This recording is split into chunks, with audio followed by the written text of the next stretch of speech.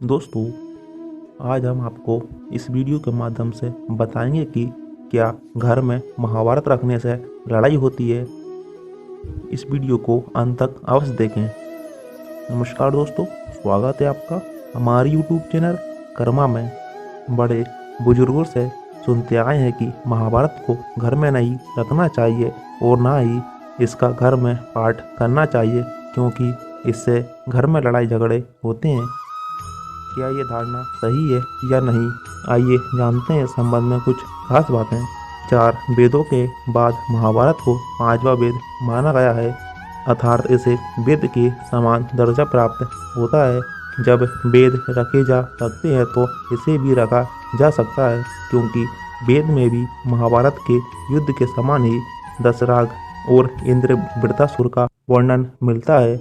दशराज या दशराजा के युद्ध में भी आपसी कुल की ही लड़ाई का वर्णन मिलता है। कई घरों में भी दुर्गा सप्तशती, रामायण, पुराण या अन्य ग्रंथ मिलते हैं, सभी में ही युद्ध का वर्णन मिलता है। तो ये कि युद्ध का वर्णन होने के कारण हम इसे घर में नहीं रखें तो ये उचित नहीं। कोई ये मानता है कि इसे घर में रखने से रिश्तों में खटास आती है, तो रामायण में भी रिश्तों को लेकर बहुत कुछ कहा गया है। आप ये तो सोच सकते हैं कि इससे आपका दाम्पत्य जीवन खराब हो सकता है और आपको भी वन में रहना पड़ सकता है। घर में ऐसे कई उपन्यास भी होंगे जिसमें रिश्तों को लेकर बहुत कुछ लिखा होगा। दुनिया के हर महाग्रंथ में रिश्तों और युद्ध को लेकर बहुत कुछ लिखा हुआ है। प्राचीन काल में हर घर में महाभारत ग्रंथ होता था, लेकिन मध्यकाल में ये धारणा फैलाई गई कि महाभारत को घर में नहीं रखना चाहिए।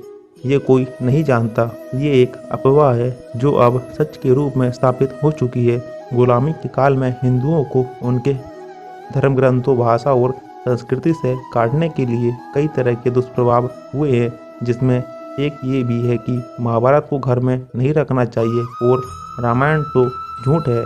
महाभारत में वेद, पुराण, उपनिषद, भारतीय इतिहास और हिंदुओं के संपूर्ण ग्रंथों का सार और निचोड़ मिलता है। अतः इस ग्रंथ का घर में होना तो अत्यंत ही जरूरी है, क्योंकि सिर्फ इसे पढ़ने और समझने से संपूर्ण ग्रंथों और इतिहास को पढ़ और समझ लिया जाता है। महाभारत न्याय, अन्याय, रिश्तों और जीवन से जुड़ी हर समस्याओं का वर्णन मिलता है। ये ग्रंथ व्यक्ति को बुद्धिमान और समझदार बनाकर समाज एवं राजनीतिक में भी निपुण बनाता है। अतः प्रत्येक व्यक्ति इस ग्रंथ का अध्ययन करने, इसमें लिखे सूत्रों को समझना चाहिए, जो जीवन में बहुत ही काम आते हैं। जो बालक बचपन में भी महाभारत का अध्ययन कर लेता है, वह बड़ा होकर बहुत ही मेधावी निकलता है, क्योंकि जो ज्ञान हम जीवन भर में अनुभव से हासिल करते हैं, वह ज्ञान महाभारत में लिखा है, जो कि पहले ही हासिल हो जाने से जीवन में कब क्या हो सकता है, इसका ज्ञान पूर्व में ही हो जाता है। ऐसे में व्यक्ति को ये ज्ञान जीवन पथ पर सफलतापूर्वक आगे बढ़ने में मदद करता है। रामायण इस बात पर जोर देती है कि जीवन में क्या करना चाहिए, और महाभारत इस बात पर जोर देती है कि जीवन में क्या नहीं करना चाहिए। इसलिए घरों में दोनों ही ग्रंथों का होना अति आवश्यक है और इन्हें अपने बच्चों को पढ़ाना बहुत ही जरूरी है। महाभारत में श्री कृष्ण के गीता के ज्ञान के अलावा और भी कई तरह के ज्ञान शामिल है, जैसे पराशर गीता, धृतराष्ट्र, संजय संवाद, विदुर नीति, भीष्म नीति, यक्ष प्रश्न आदि। हिंदुओं के किसी भी ग्रंथ में ये नहीं लिखा है कि महाभारत को घर में नहीं रखना चाहिए। यदि ऐसा होता है तो क्या वेद व्यास जी इसे स्पष्ट नहीं करते? ये पुस्तक जहाँ जहाँ रखी गई है, वहाँ तो ऐसा कुछ नहीं हुआ है। दरअसल ये एकमात्र ऐसा ग्रंथ है जो संपूर्ण हिंदू धर्म और उसके इतिहास का प्रतिनिधित्व करता है, और धर्म, नीति, ज्ञान, तर्क, राजनीतिक, मोक्ष, विद्या और संपूर्ण कलाओं का ज्ञान देकर धर्म स्थापना के सूत्र बांधते हैं। कोई विधर्मी ही चाह सकता है कि ये ग्रंथ हिंदू नहीं पढ़े और न घरों में रखे, ताकि वह इस ग्रंथ से कटता जाए।